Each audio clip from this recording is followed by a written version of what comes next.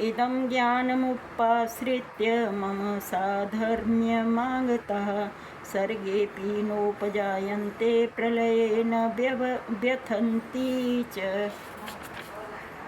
इस ज्ञान में स्थिर होकर मनुष्य मेरी जैसी दिव्य प्रकृति स्वभाव को प्राप्त कर सकता है। इस प्रकार स्थित हो जाने पर वह न तो सृष्टि के समय उत्पन्न होता है और न प्रलय के समय विचलित होता है।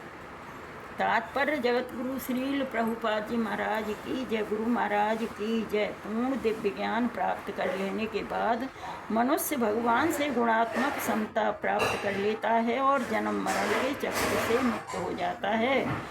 लेकिन जीवात्मा के रूप में उसका वह स्वरूप समाप्त नहीं होता।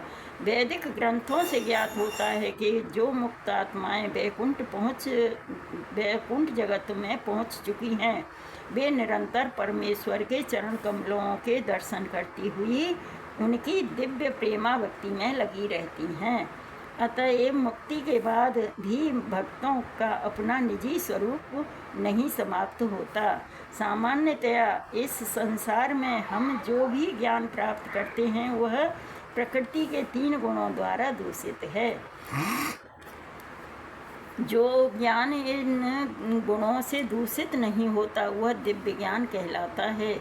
जब कोई व्यक्ति इस दिव्य ज्ञान को प्राप्त होता है तो वह परम पुरुष के समकक्ष पद पर पहुंच जाता है। जिन लोगों को चिन्मय आकाश का ज्ञान नहीं है वे मानते हैं कि भौतिक स्वरूप के कार्यकलापों से मुक्त होने पर यह आध्यात्मिक पहचान बिना किसी विविधता के निराकार हो जाती है। लेकिन जिस प्रकार इस संसार में विविधता है उसी प्रकार आध्यात्मिक जगत में भी है। जो लोग इससे परिचित नहीं हैं वे सोचते हैं कि आध्यात्मिक जगत इस भौतिक जगत की विविधता से उल्टा है, लेकिन वास्तव में होता यह है कि आध्यात्मिक जगत चिन्मय आकाश में मनुष्य को आध्यात्मिक रूप प्राप्त हो जाता है। वहाँ के सारे कार्यकलाप आध्यात्मिक होते हैं और यह आध्यात्मिक स्थिति भक्तिमय जीवन कहलाती है।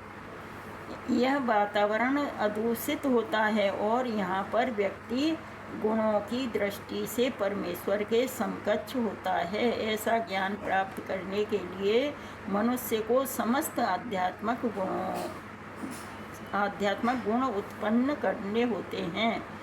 जो इस प्रकार से आध्यात्मिक गुण उत्पन्न कर लेता है वह भौतिक जगत के सृजन या उसके विनाश से प्रभावित नहीं होता। हरे कृष्ण कृष्ण कृष्ण हरे हरे, हरे राम राम राम हरे हरे। श्रीमद् भगवत गीता यथारूप की जय।